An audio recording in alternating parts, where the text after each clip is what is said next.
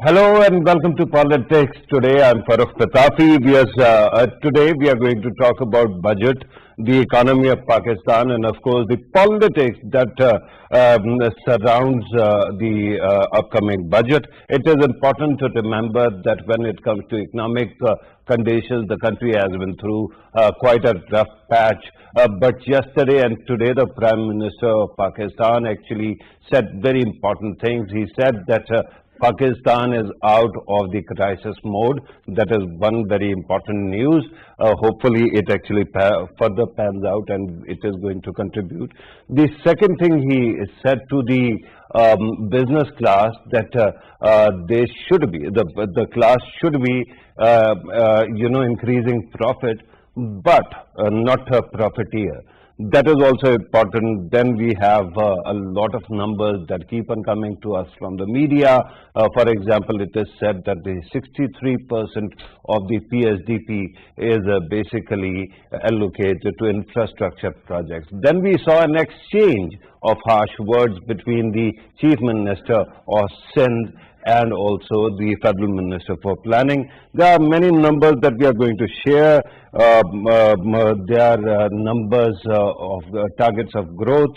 For example, this target, earlier it was thought that the growth target should be 5%, but later upon the intervention of Asad Umar Saab, it was decided that, but reportedly, that it is going to be 4.8%.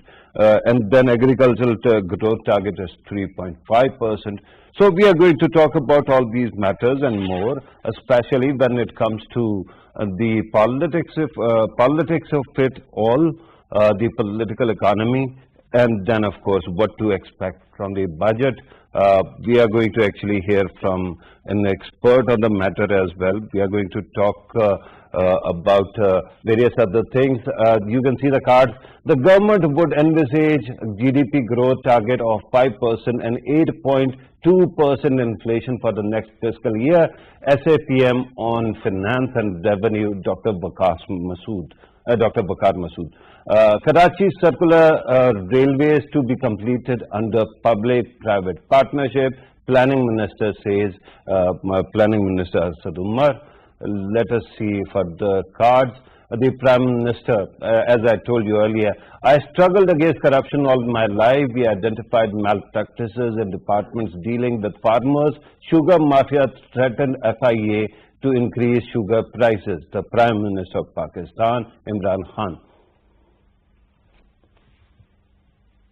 Right, you have seen the cards, you have seen the statement. Let me now introduce the guest I've got in the studio and on Skype. In the studio, I have with me Muhammad Ibrahim Khan Saab, who is an MNA of Pakistan Tehreek-e-Insaf. Thank you very much, sir, for being part of the program. But apart from being a parliamentarian, there is another context. Ibrahim Khan Saab actually comes from agricultural background, so he understands what are the nuances of agricultural sector in Pakistan. So we are going to talk about that as well. Dr. Bakar Ahmed joins us, who is Joint Executive Director of Sustainable Development Policy Institute, SDPI. He is a known economist and a brilliant researcher and author. Dr. Saab, thank you very much for being part of the program. And then Rana Ehsan Afzal Saab joins us, leader of Pakistan Muslim League Nawaz. But that is not all. He is son of former finance minister, and also he comes from the industrial sector. So we are going to actually hear from that segment of the society as well. Ibrahim Khan Saab, with your permission, if you allow me, let me open with Dr. Bakar Ahmed, because I want to understand the overall theoretical framework of it all as well. Dr. Bakar Saab, if you are asked to actually comment on the current state of economy and what to expect from budget, what will be your short answer, sir? Thank you, Farrukh Saab. I thought it was a very comprehensive introduction on the subject. I think there's a nascent recovery that one observes in the economy. There is a macroeconomic stabilization that one sees. Your balance of payment is fairly stabilized. You have managed to do, despite of COVID, you've also managed to do some belt tightening when it comes to the fiscal expenditures as well. expenditure controls were put in place, unnecessary or non-essential expenditures were put on hold as well. And I believe that keeping the current account deficit as well as fiscal deficit in check has allowed some stability to an economy which is just trying to come out of the impacts of pandemic. And even before pandemic, of course, the economy wasn't in a good shape. So I think the growth numbers which you have presented is certainly welcome news, and we hope that the government will be able to build upon this momentum in the coming future. Right. Let us hope that happens. Ibrahim Khan Sahab, your take on the agricultural sector's expectation, and what do you think government is going to deliver this time? You can talk about all the budget if you Sure. Government of Pakistan this time, federal government in particular, has really facilitated the farmer in multidirectional aspects. And the way I've seen it, like first time in the history of Pakistan, the small farmer is being charged only 2% on his borrowed loan. Okay. And the remaining portion of 8% is the difference is being committed or provided by the federal government to the bank. And we have ensured proper supply of fertilizer and also the good seed, and ensured fair prices, good prices for the produce. I mean, if you would look at wheat and potato and corn or rice, all of these four crops have, first of all, they have been bumper crops. Secondly, they have been able to get maximum price for their goods. I mean, the farmers have really gained a lot of, a lot out of this. Right, sir. Your responses are retrospective. You're talking about what you have achieved so far. The point is, or question is, what are you actually planning to offer now? Because we know that Kisan card has been introduced and it has been considered so far a success. We have to still see how much it is expanded. But what now? In the budget, what is for the agriculture sector and what is for the poor crushed masses of this country? Okay, for the agriculture sector, we are further enhancing, facilitating the farmers in many aspects.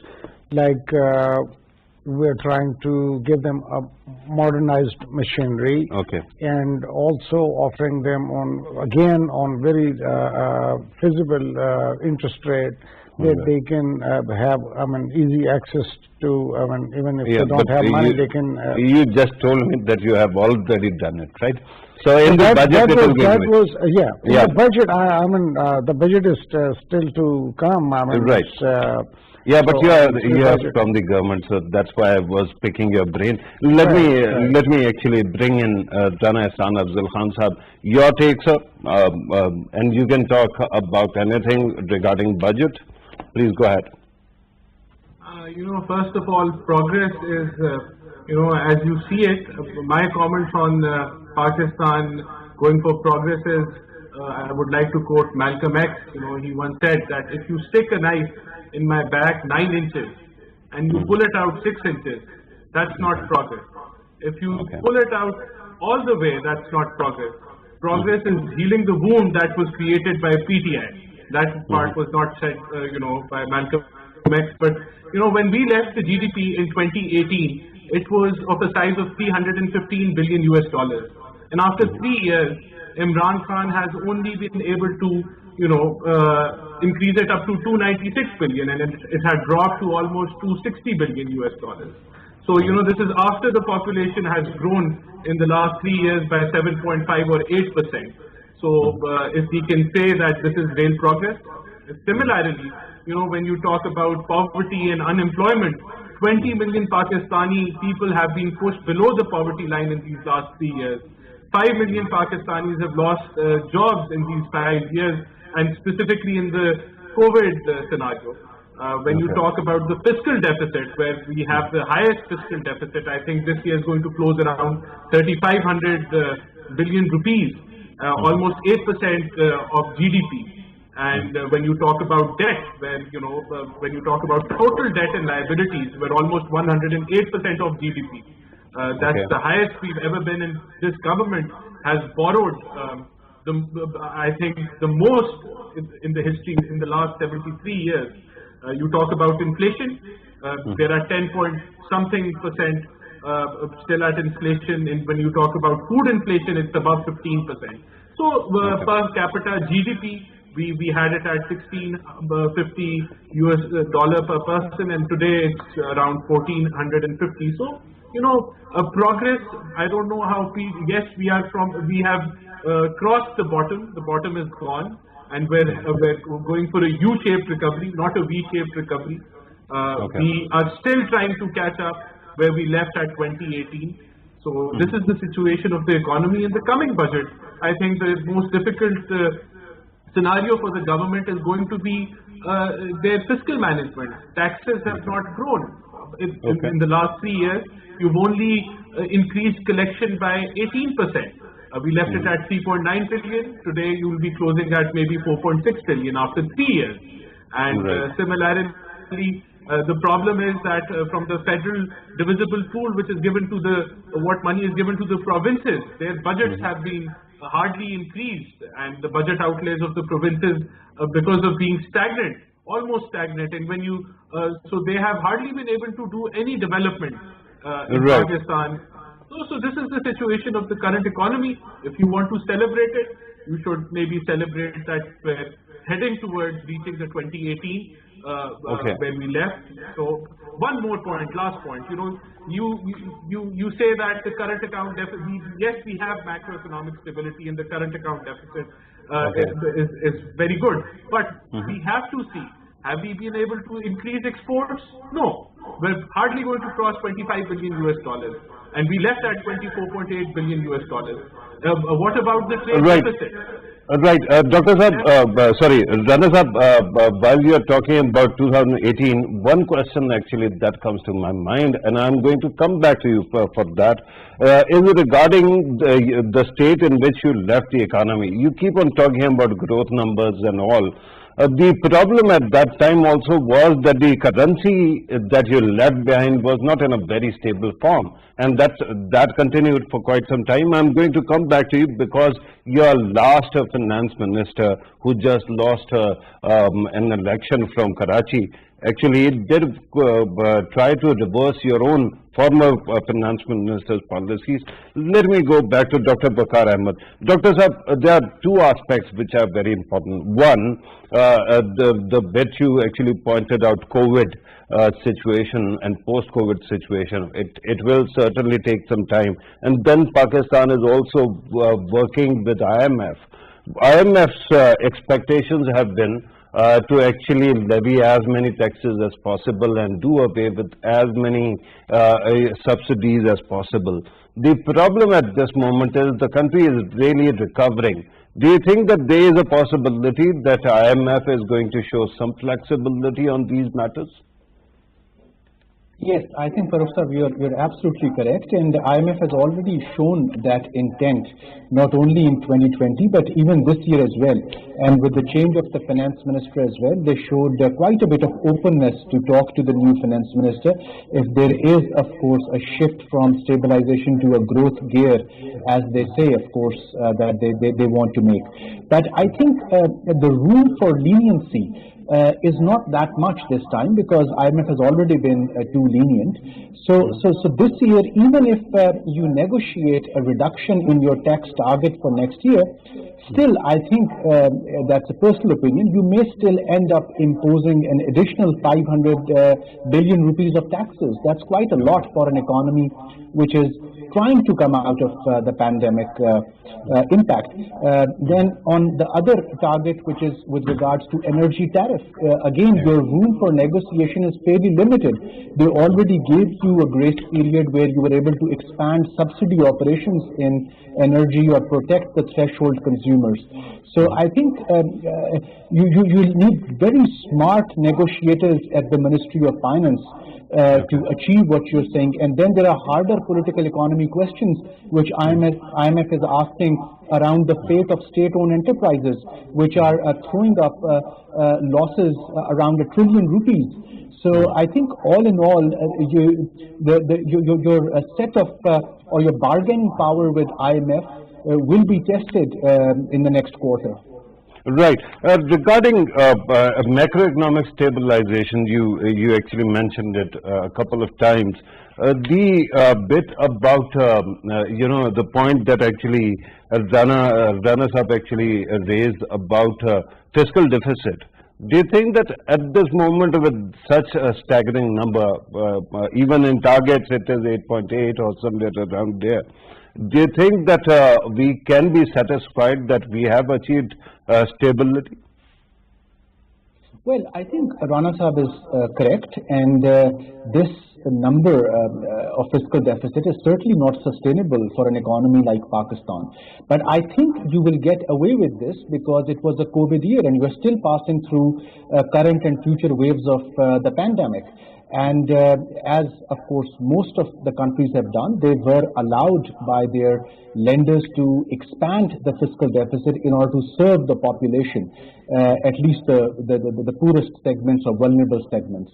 But going forward, as you have seen government's intent, I think they are under pressure to pull back on the fiscal deficit, and they're talking about somewhere around 4 to 4.5% of fiscal deficit target if they're able to meet. Right. Let me come back to the studio. Ibrahim Khan Sahab, you were listening to the comments by both of the participants.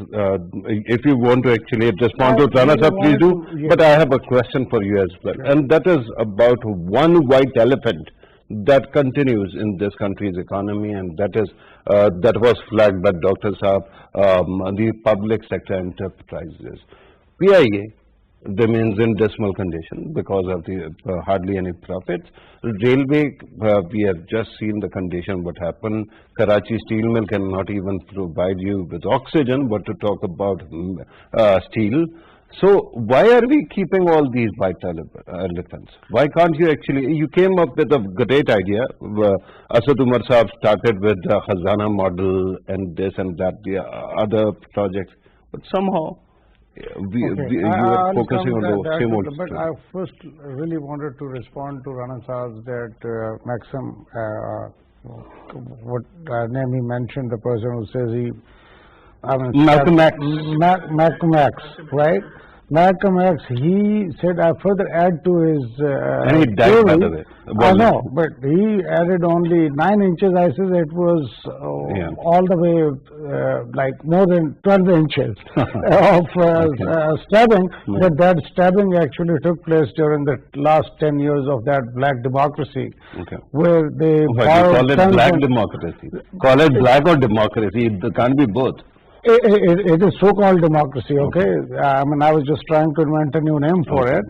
And this, I mean, you know, this 30,000 billion rupees of debt incurred during all this period, I mean, the total. Right. And, you know, in order to, you know, address that and in order to pay back the installments, you know, you needed time, and instead of that, then this COVID thing came in. And again, now coming back to your question here, that why PIA and steel mills and these all not have been fixed because of COVID. I mean, PIA is stalled. No, I'm not asking whether they have been fixed. My problem is, in 74 years, nobody has been able to fix them. Well, so why not get rid of them? I mean, who's stopping you from getting rid of steel mills? You see, PI is your flagship. Yeah. Okay. They were the one who created even Emirates Airlines. Okay. They trained people around the world. Right, but we are not talking about this century, are I we? know. All I am trying to say is that there is a lot of room for improvement and PIA to become, self-sufficient economically, financially. And this is how you can do it. Is, you see, what happened was that PIA was drowned in because you needed 200 employees and you employed like 1,000 employees. Okay. So when you overburdened the, PIA with, more You have been people in power five for times. You have been in power for almost 3 years. Right. Have you gotten rid of that burden now? We have told them, we have been telling them, and then there's this, human element factor that all those people will, A dislodge big or, problem with any idea of will lose divestment, their jobs. but Yeah. regardless of that, the biggest problem, because divestment and privatization are great ideas because they make these problems somebody else's headaches, right? Right. But because you have been, while you were in opposition, you kept on scoring points, and there's a lot of politics. Every party wants to get rid of these assets, but they cannot because you keep on fighting among yourselves. Is it not true? No, it has nothing to do with the fighting. It is actually an issue, and big issue, with regards to PIA and steel mills and Pakistan Railways. And the ultimate result is that one has to privatize it. Yeah. And otherwise, because if we as a government do that, there is a political price for it, because a lot of people will lose their jobs. And as a political party, you cannot afford to do that. So I think both ways it will be a win-win situation if you were to go for the privatization. And Are you sure there is a win-win solution possible? Solution, yeah, because any private entrepreneur who comes in and takes over Pakistan Steel Mills or Railways or PIA, they are going to, they are profit-oriented entrepreneurs, so they're not going to, lose a buck, and fix things as per requirement. So that is and the solution? capacity. That is the solution, and we are moving forward toward that. Working. Right. The Privatization Commission is working on it. Right. When I come back to you, I'm going to actually listen to you about the proposed solutions by Privatization Commission as well. But Rana Saab, why is it that your party that kept on pushing for the idea of divestment now actually scores political points and opposes such ideas? I think, PTI, when it came to power, they had announced a company, I can't remember its name, which was going to go for privatization of these state-owned enterprises. But that board or that company never held a single meeting, and there is no progress on privatization. But what you see is that where we left PIA and where it is today is much worse. Where we left railway, where it is today, is much worse. Where we left steel mill, nothing has been done on that side. Hang on. Thanks to your party, I know something about railways because I was actually thrust in the middle of it. Do tell me, how did you improve, and how is it faring badly now? When we took over railways, the revenue was 18 billion, and when we left in 2018, the revenue of railway was 50 billion rupees. And similarly, the development budget was at 40 billion rupees, and in 2018, and today it is less than 18 billion. So obviously, the cargo locomotives were not working, and we managed to increase the number of locomotives and also the cargo trains. So I think there was a massive improvement in these figures. Say that. Also, but you never had to. No, Rana Sahab, but let us be honest about it. You never had to contend with lockdowns. You never had to actually stop your service because of COVID-19. So can you seriously compare the numbers with yours? And the number of, the quality of engines they purchased were broke down within a year. You can right. that's Go ahead, when you don't renegotiate the maintenance contracts, when you don't continue them, that is when day-to-day maintenance is not there. That is when the collapse starts happening, and this is exactly what happened in Pakistan Railway. But yes, you can give them a certain percentage of leeway that the American general and that is debatable for years but, and years. The question And the ones they brought in were broke.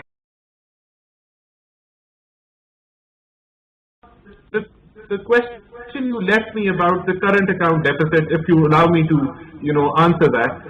The first 3 years of PMLN, the current account deficit hovered around 1 billion to 4 billion, so we did not need to pump dollars into it. The last 2 years were the CPEC years when we were installing 11,000 megawatts and there was massive infrastructure development, and yes, the import bill, it increased tremendously. But that was a good thing because we were investing in the infrastructure of Pakistan, and the trade deficit in our last year was 32 billion. Do you know what the trade deficit is going to be? Let me finish my argument. Please understand the question that I left you with. I was talking about currency stability. Let me remind you that one finance minister keeps dollar artificially propped up, and then or rupee for that matter propped up, and then your next finance minister, who is not even elected, comes and takes over, and he actually reverses all that immediately, creating a big dent in Pakistan's dollar reserve.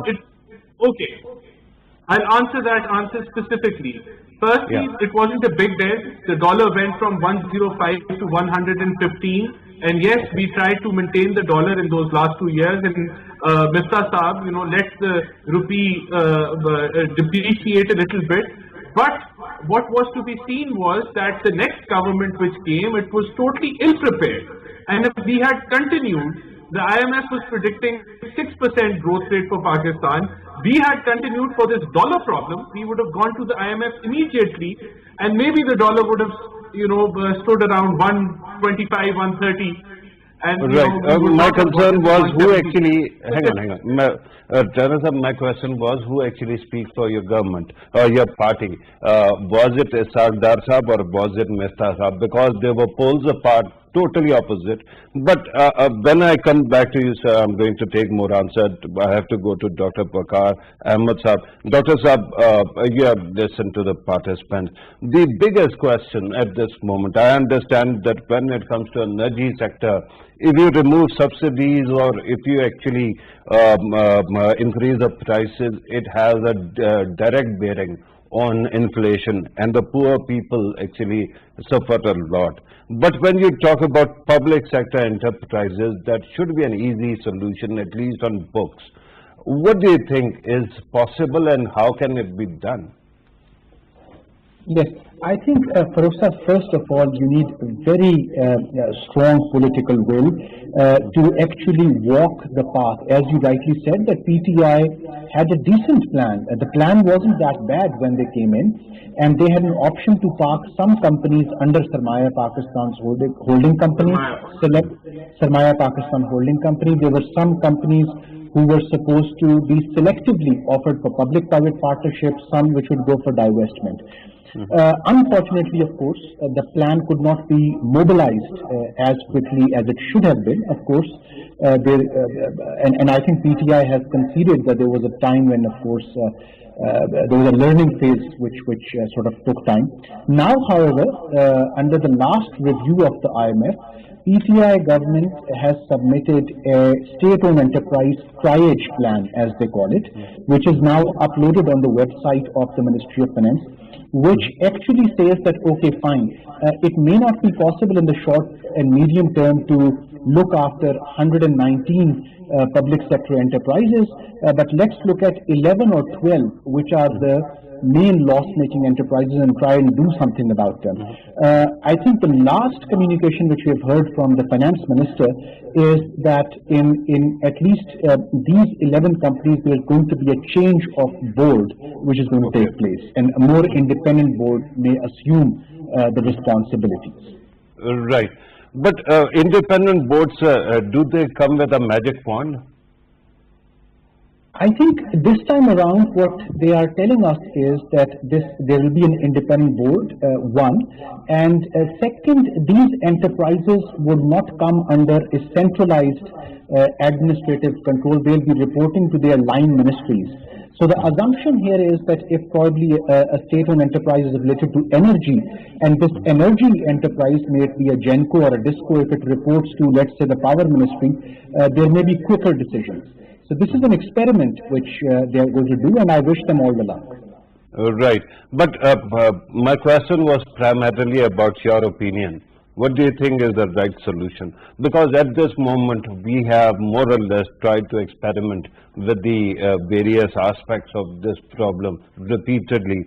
We have brought in new administrations per the speed of light, but it doesn't seem to work. Is there a possibility that no matter what you do, because there is less business in this market, maybe these enterprises might not be useful anymore, and government actually divesting and or getting rid of them might be the only solution? Agreed. And I think to do this or to walk this path, the government should be clear. They should have a strong resolve, a strong political will, and they should be clear that there will be political capital which will be burnt, and they should be ready for this. If they want to really pull the sort of hold the bull by the horn, in case of TIA, for example, or Pakistan Steel Mill for that matter, if you are afraid that the workers would lie on the roads and you would grow politically unpopular, you will never be able to privatize. There's a process of divestment which is already going on for these enterprises in Privatization Commission, but that process is taking too long, and the hemorrhage or the cost of that hemorrhage is really becoming unsustainable now. Right. Here's another aspect, Ibrahim Khan Sahab, and that is the political aspect. I mean, if you remember last time when the federal government under General Musharraf tried to privatize a steel mill, at that time again there were controversies, and again, even today when we talk about steel mill, in the end it is not about the scrap or metal that is there. It somehow becomes a matter of the land or property that is being held under the rubric of that company. And then of course because in Pakistan we have these humongous investors in property sector. One gentleman actually is subject of controversies even today in Karachi. The question is, how do you find a solution? Remember that demand will have to be created. People by nature believe in some kind of socialist model that doesn't seem to be working for the people of Pakistan, does it? It's really not. We actually tried this experiment in utility stores. Mm-hmm.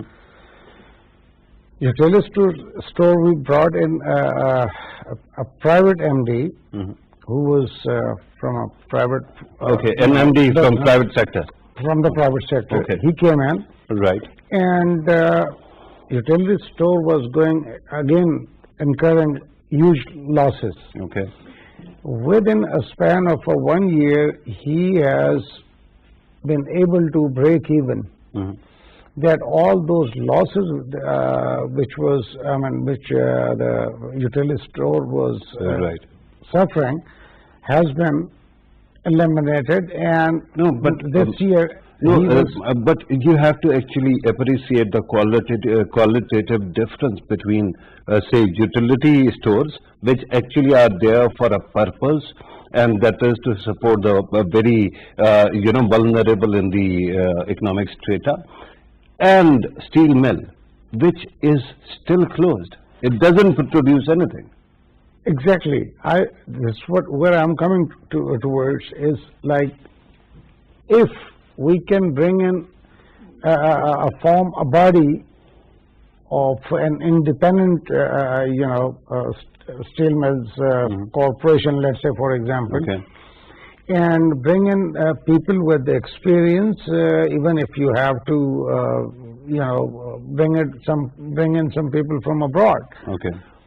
get those people together and give them the job to get the steel mill going, not only going, get it but going. here's the problem. With due respect, here's the problem. Anybody who comes from abroad or anywhere, for that matter, will not be able to infuse enough money that you have new machinery there or upgraded machinery because it has been old, and then create capacity and then demand of steel in a way that the company actually becomes solvent within no time. It won't happen. Privatization can work because it is somebody else's problem. Sheriff's era was like what, 2008, like 10 years ago? It happened in 2006-7 when the controversy actually arose. In spite of the controversy, he was able to bring steel mills into profit. During his tenure, steel mill was running and it was given profits. Everything is on record.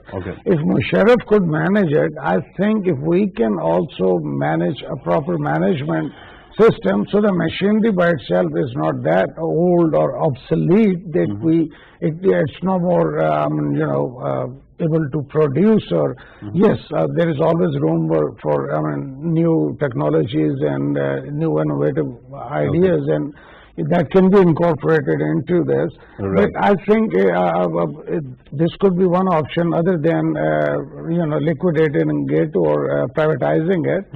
Is to bring in a group of people, experienced one, who can handle it and they can make it profitable, because Musharraf was able to do that during his tenure. Right, because you come from agricultural sector, I understand that even if the land is not giving you profit, you keep it because it has prestige, right? It happens in our culture. But when it comes to the point of view of a businessman, if something is blocking your investment and it is also making a loss, you get rid of it. That's simple. You see, sometimes when there is no demand for the product, that's not the case. In Pakistan, we do need a lot of steel. And a lot of things in Pakistan. I think the reason why this steel mill is not working is because of the mismanagement which took place. It can be fixed. Sir, I understand that you have actually come to power in the past 3 years, right?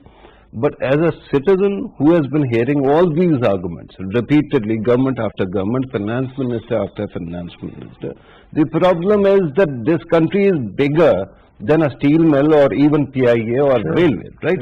And when you see the plight of the country, you realize that these burdens cannot be actually sustained. Let me very quickly go to Rana Ehsan Afzal Sahab. I'm going to actually change the question, sir.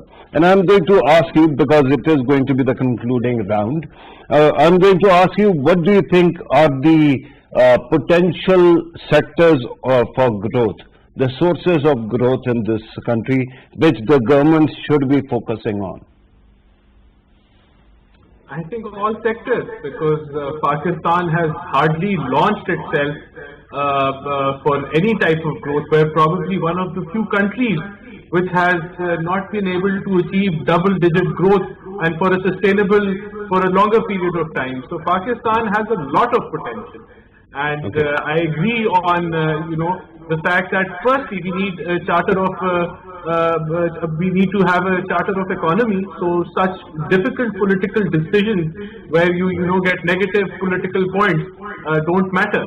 So we need to develop consensus amongst political parties. That is the only way forward for such issues which we were discussing. How do you propose the consensus, Rana Sahab, regarding the consensus? How do you propose that can be achieved when your party does not even want to actually talk to the government about an electoral reform bill, something that addresses or seeks to address the concerns that you have actually banged on for past 3 years?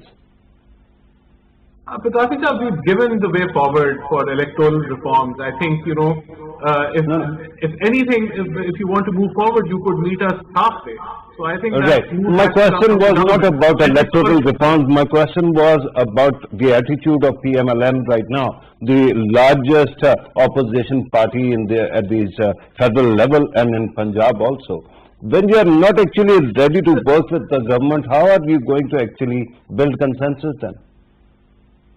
And sir, we have given the way forward for the electoral reforms. We have said that we would want to go to ECP, bring all the parties over there, bring consensus, and then go back to the assembly. So I think if you want to meet the, to move forward, you should at least come halfway. But that is not happening from PTI. So you have to physically come to the ECP, right? Physically come to the ECP, and that will be the halfway. But let me very quickly go back to Dr. Bakar Ahmed. Dr. Saab, you can conclude here. You can tell us what are the actual sectors of growth or hope in this country right now.